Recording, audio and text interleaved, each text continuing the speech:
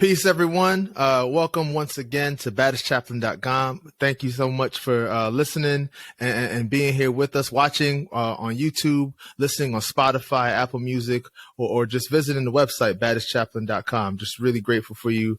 Chris Burton here with you once again, and very, very excited to have this conversation for your own listening and viewing pleasure. Speaking to my good friend, Laura Paulson. Laura is a brilliant artist. She's a teacher. She's from Brooklyn, so you already know it's going to be a fantastic conversation. Absolutely. I'm always excited to talk to somebody from up top, somebody from the borough for sure. She's an education and visual arts professor at Pratt. She works at York College, LaGuardia Community College, also an assistant principal at a high school in New York. She's a graduate from the School of the Art Institute of Chicago. She studied fibers and material studies there, photography and painting. Her work explores social constructs in regards to racial identity and the chaos of urban spaces.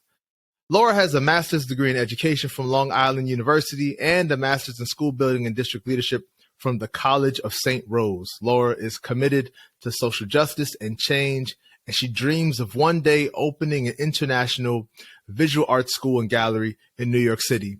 Today, we're going to talk about the Senegalese Grow Project. It's an effort to help create a mural and build classrooms at a village elementary school in Senegal. Without further ado, Laura, welcome to the podcast. Hello. How are you? So good to see you and be able to chat with you for a bit. I'm great. I'm happy to see you too, Chris. Oh, for sure.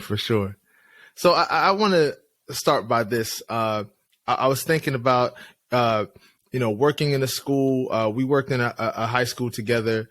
And I remember having a teacher when I was in high school, and she told this joke that she felt as if she was sentenced by the gods to remain in school for the rest of her mortal life. And she spoke about it more. It almost felt like she was like sentenced to work in a school when she said it. But we both know that teaching can be tough. That's true. But the great teachers, yourself absolutely included in that number, really teach from a well of joy. So I want to get a sense of your own sense of enjoyment and what is it that you truly enjoy about teaching and about education?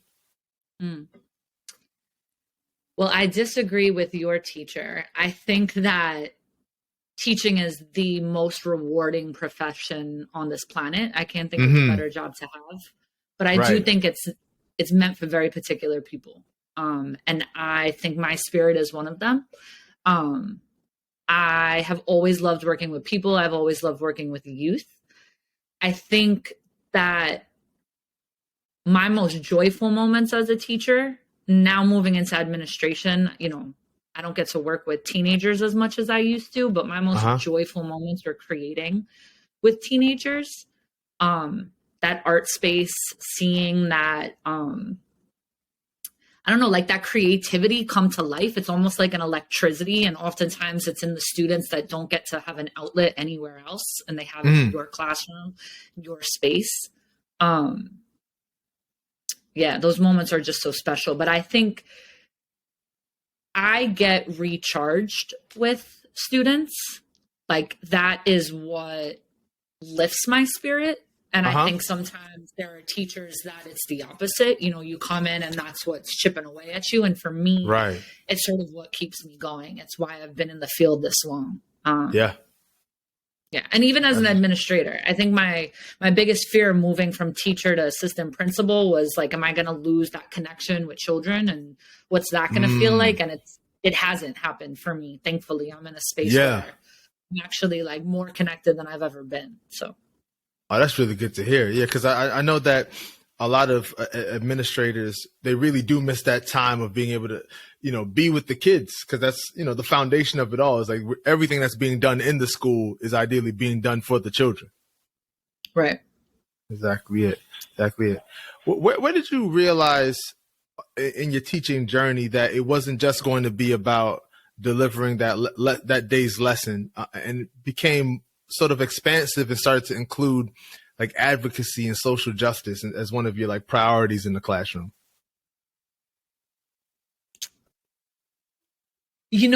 I came I never thought about that question actually, firstly, but I came from a nonprofit sector before Okay. going into education. So I think it was always there.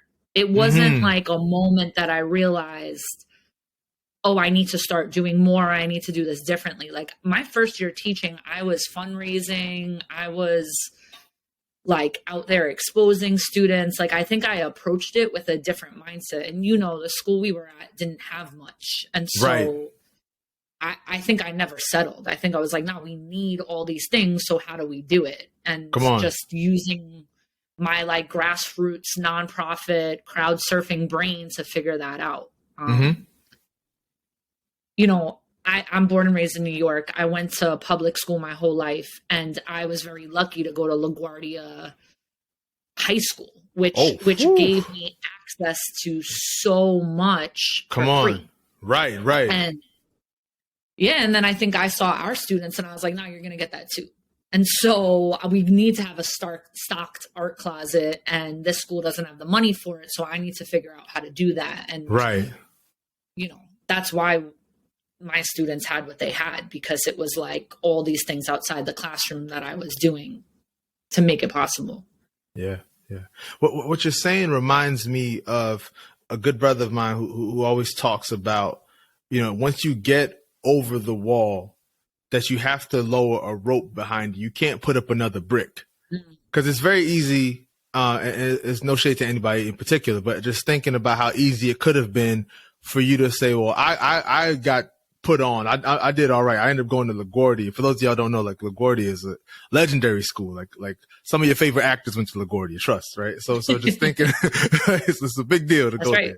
there. And so thinking about how easy it could have been for you to just say, I made it, I'm good. But instead you understood that the same quality of resources you received should be sort of a standard. Like every child should have access to that. It shouldn't just be a few kids. So just really, appreciating that whole understanding of trying to create further access, Yeah. Absolute. So talk to me a bit about your process on creating art. Are you a person who works every day regardless of the outcome, or are you someone who tries to live their life, and then when inspiration hits, now you're getting to work? How do you create? Oh, Chris. It's hard. It's hard because you want, and I mean, my artist heart and my artist spirit wants to say that I am the type of person that can't stop creating. At any minute, it's just pouring. Oh, it just, right. But the truth is, yes. There is no work I have done in my life and my career that is as hard as being creative.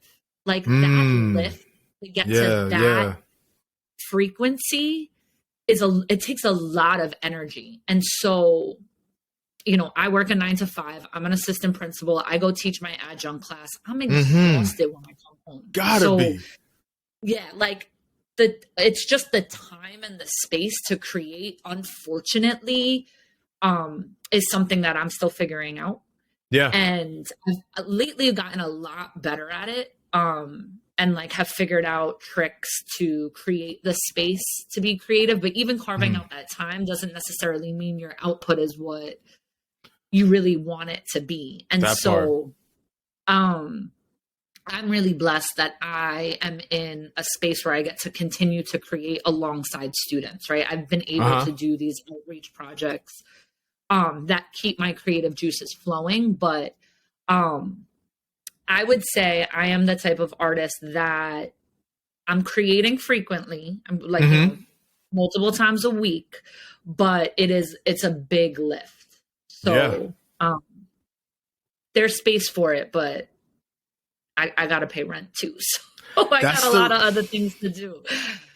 It's such a real point though, because I forget, so I don't even want to butcher the person's quote, but just suffice it to say, this whole contention between like the art and the need to put food on the table, or like make sure like you're paying rent, and just thinking about that tension that's always been there. And I feel this whenever I'm trying to write, like anything, like I would love to sort of have that giant typewriter and all this time. Maybe I'm sitting in like a cabin somewhere, but there's a lot of times I'm writing voice notes to myself or just like texting something really quickly while like my kids are watching Naruto or something. Like I'm trying to make it happen whenever it can happen, because I don't have the luxury of time to say, oh, I'm going to take 9 hours every day to make it happen. I got to work. Yeah. Yeah. Yeah. And then even if you do, right, I've done this thing where I'm like an hour every day. Yeah. I have nothing to give. And so I've realized like it's really about creating, like I've done a lot of other things to create the space for that, so that I have the energy and that my output's meaningful and that I'm creating from a place of joy and not, just like forcing myself to do this thing when I really just need to sleep because I'm exhausted. Come on. So I'm at a good place though. I've been creating more like this year than I probably have been in the last 10 years. That's it. So, this has been a good season then. That's all right. It is incredible this season. That's so good. That's so good. Yeah. So talk to us a bit about the on-ramp for you being a part of the Senegalese Grow Project. Like, how did you get involved with this? Because it sounds amazing, but please tell us the whole story from the beginning. I don't really know how I get involved in anything in my life. Like, the story, like I'm just there suddenly. But you're making yourself sound like Forrest Gump or somebody. Like you just show up and like, oh, this is amazing. No, that's not far off. So I, New York City is an incredible place. You meet incredible people, and so I've been really excited about these passion projects of using my free time, whether it's on like spring break or the summer, to go to communities and create. And I've been able to do that in Colombia, the Dominican Republic, like Argentina, different places across the globe. And some artist friends of mine and, friends, but also we've crossed paths in the art world and, in our careers and our education, had come together. And there was one artist named Ellie who had done a residency in Senegal and connected sort of randomly on the street with this principal from an elementary school who had said, hey, you're an artist, like similar energy, right? Like I need something, I need to figure out how to get it from my students. You come paint our school.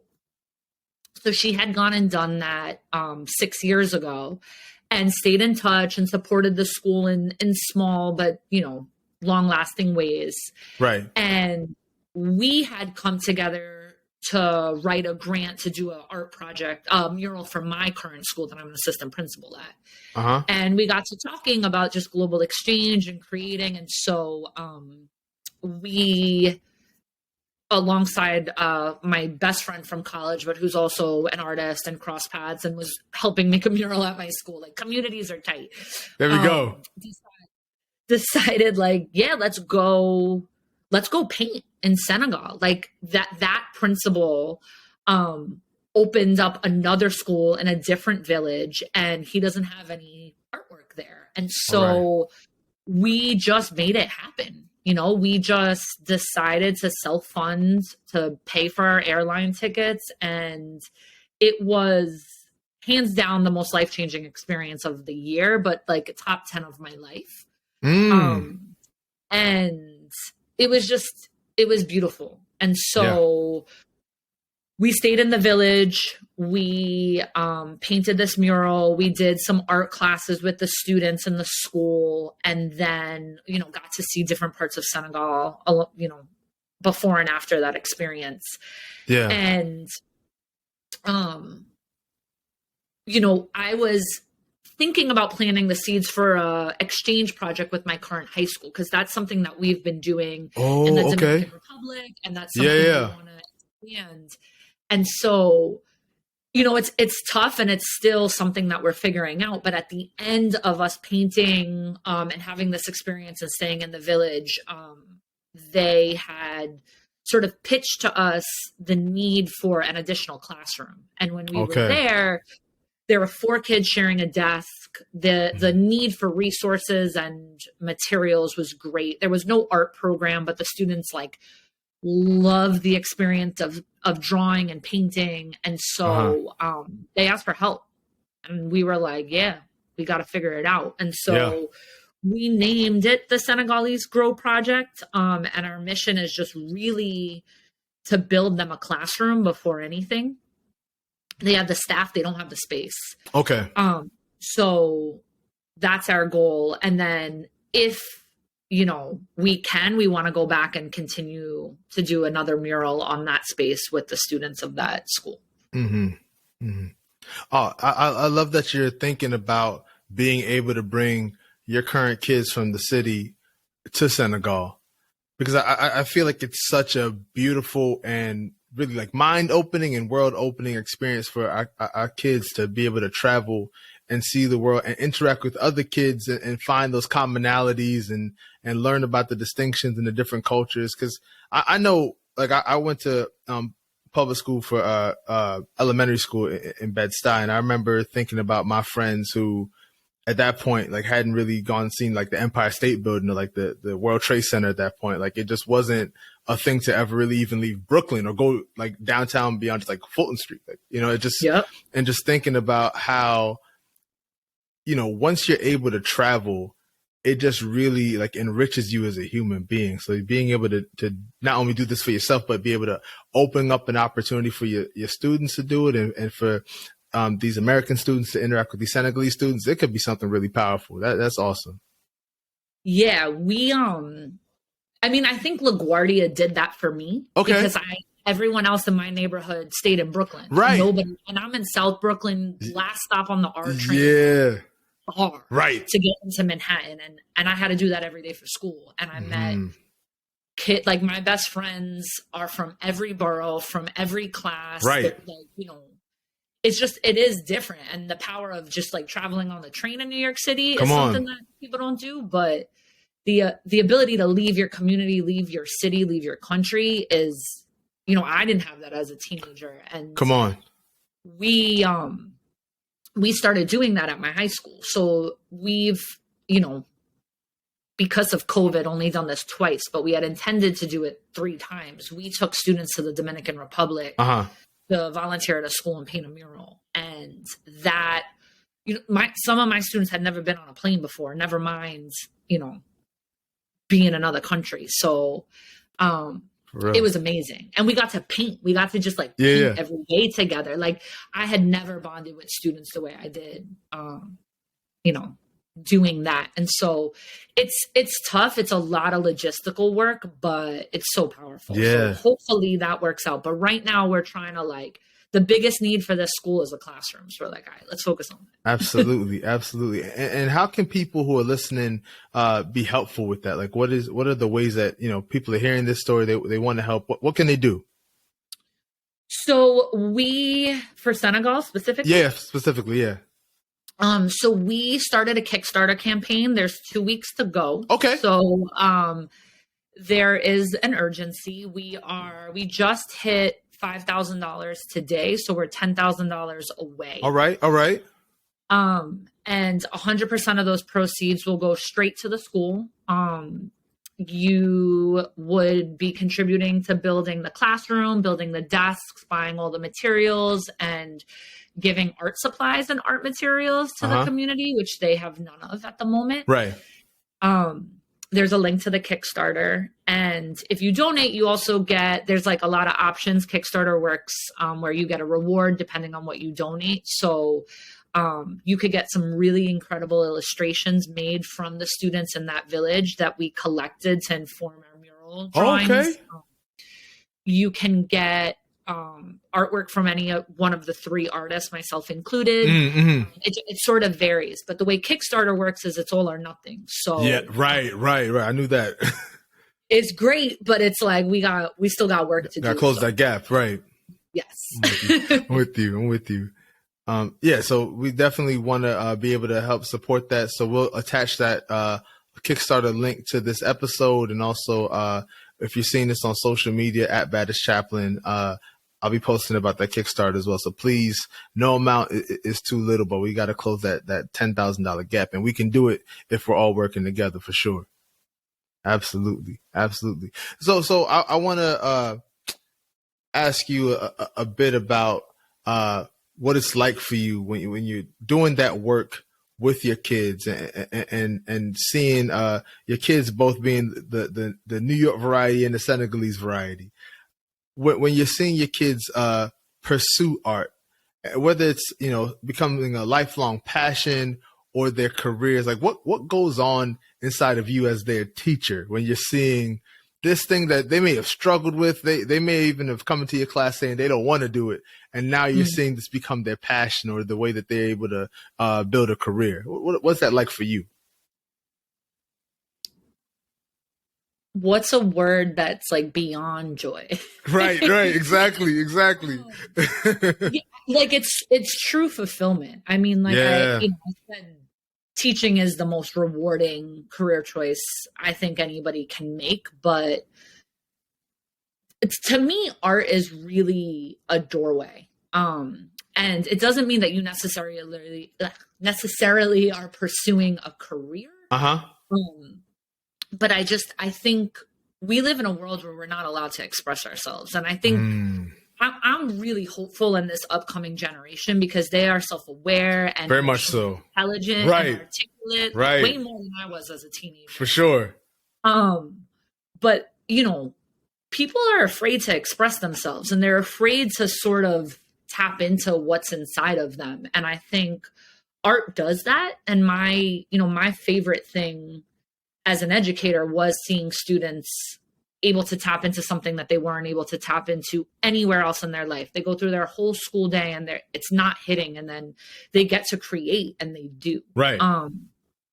And so, it's not necessarily like they go study at a major art institution or they get a job in the graphic design field. But for me, it's like you let yourself give in. You broke down that wall for yourself because my heart's in high school. Got you. Elementary school's cute, but like I think I'm, my purpose is for adolescence. Got you. And when you get a teenager, they've already decided they are or they aren't all of these things. Come on. And so to get to the point where you're like, nah, I'm going to trust you enough to tap into this thing. And then I'm going to realize I enjoy it, or I'm good at it, or it brings me some sort of fulfillment I didn't have elsewhere. That's why I do what I do. Yeah. And I think you could see it quite quickly, actually. So it's beautiful. Nah, that's it. I'm going to try to tap into all the fields with these next series of questions. So just buckle in. All right, I'm buckling. All right, here we go. So I want you to describe, especially this question is tying into that, well, you said it so beautifully, the sense of a word stronger than joy, right? So I want you to think about a time in your life that made you feel deep gratitude or just like in awe of something.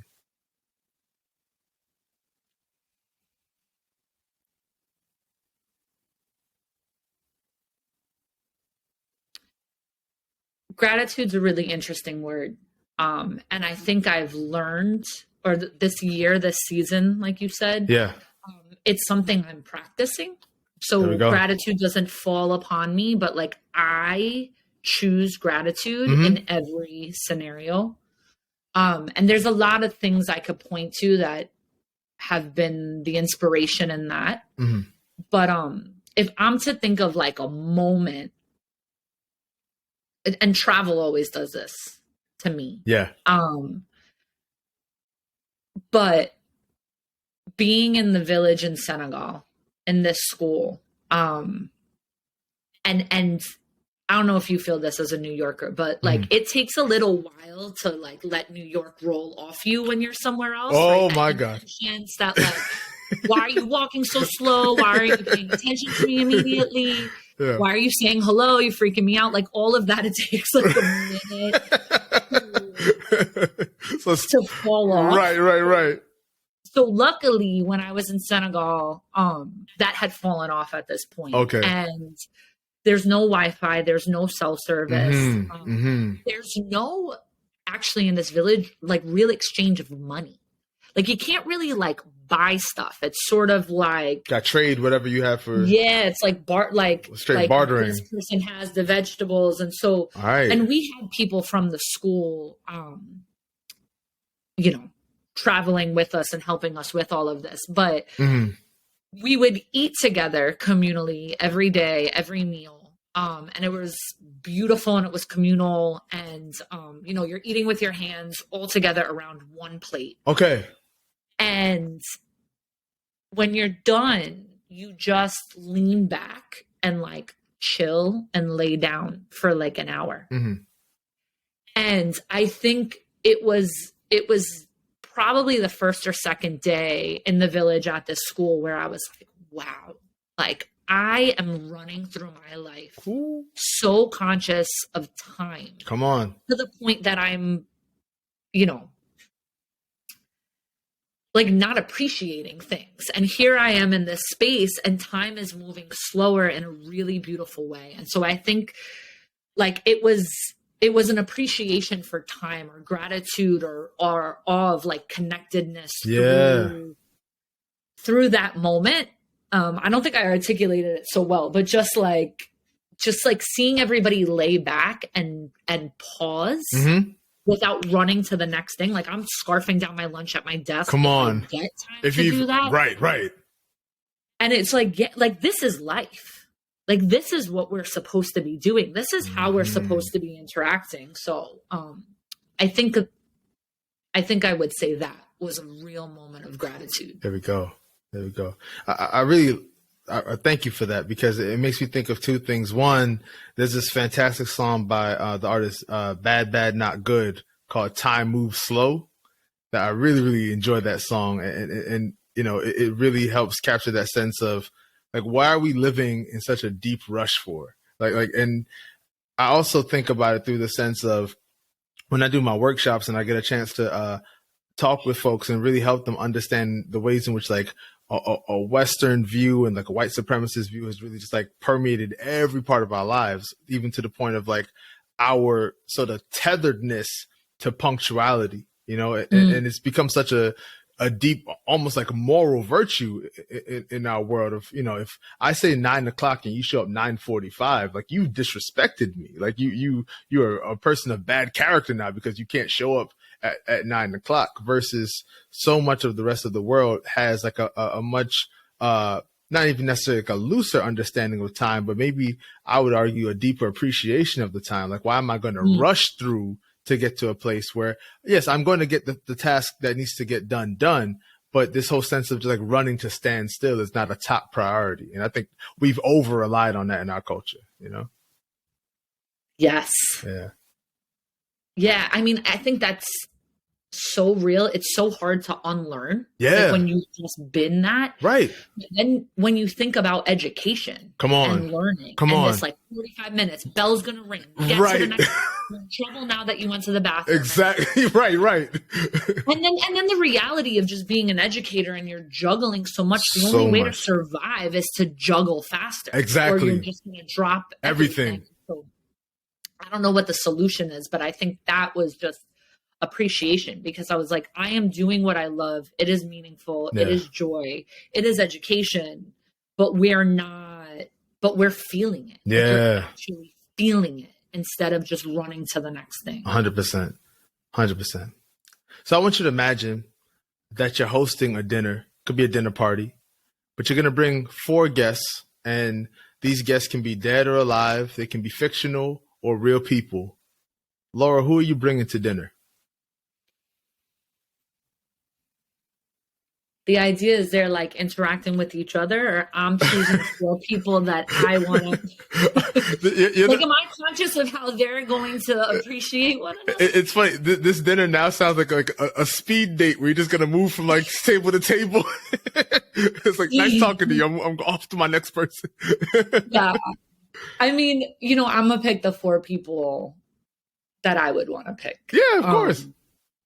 And so I'm going to use 2 chairs for my grandparents who are both passed. Lovely. And I miss them. Of course. So much. Yeah. I think they well, not I think they raised me essentially. Like, you know, both my parents worked all the time. And I Right. was with them all the time. And they really helped me have the character that I have. No doubt.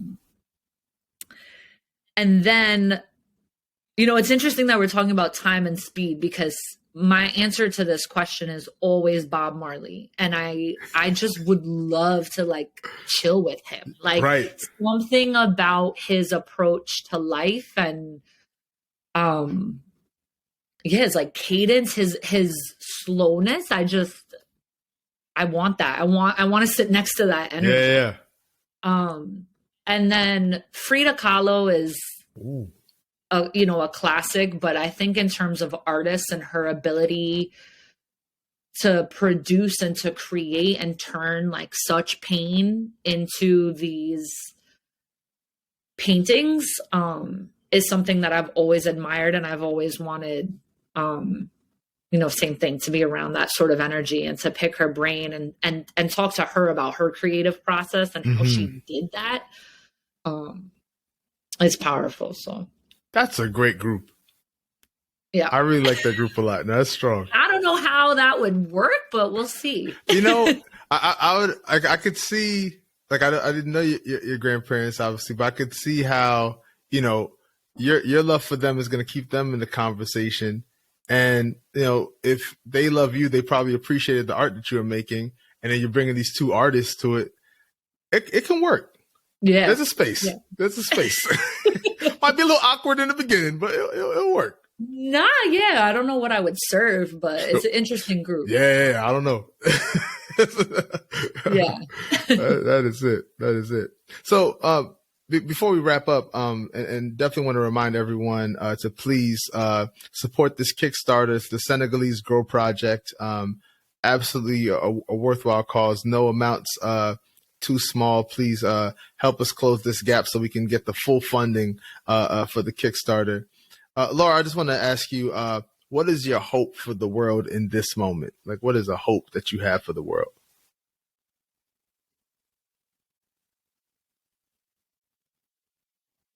Chris, that's the hardest question anyone's ever asked me in my life. No way. No way. You know what? This is just my unpolished answer. All good. I'm around young people every day in my life, and I'm blessed to be. And we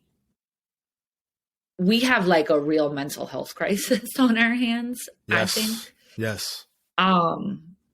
And I don't know how long we're going to talk about like the impact of COVID and what that's done to young people at the age they were at when they were, you know, in quarantine or isolation. But I just think that we really need to take care of each other, and we really need to take care of ourselves.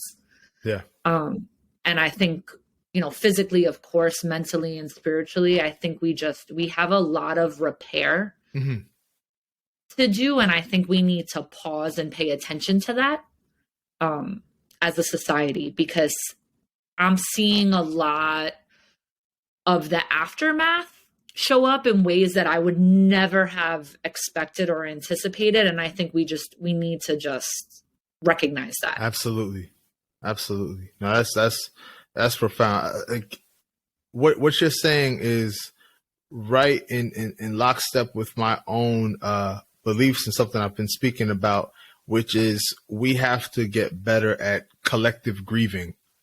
I think we rushed right back into a sense of normalcy. And you and I were in high school and can remember when 9/11 happened and how New York felt and how the city and the country went through months of grieving, and you could feel it. You could like feel the collective sense of, you know, the loss of life and the loss of way of life.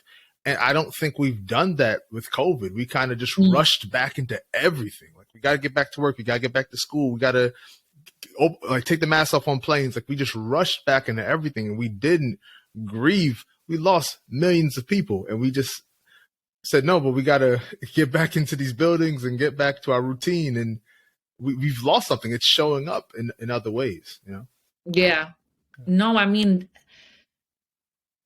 it is something we're not speaking about, but there are these interesting moments and interactions with my students where it's like, and I know, but like, let's keep on going. Right. And it's a disservice because, the aftermath of the impact of that, we don't know. And so I don't really know what the solution is, but I think my wish is that we recognize that and we pay attention to it. Absolutely.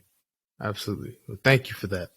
Absolutely. Thank you for that. And thank you for everything you're doing for the children and supporting the teachers as an assistant principal and all that good stuff. So many thanks. Many thanks.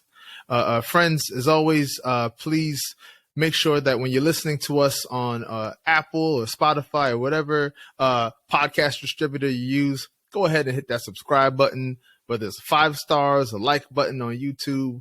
Just show some love. Let us know how you're feeling in the comments. Please follow us on Facebook at Baddest Chaplain, Twitter at Baddest Chaplain, Instagram, TikTok, all that good stuff, all the social media stuff. All right.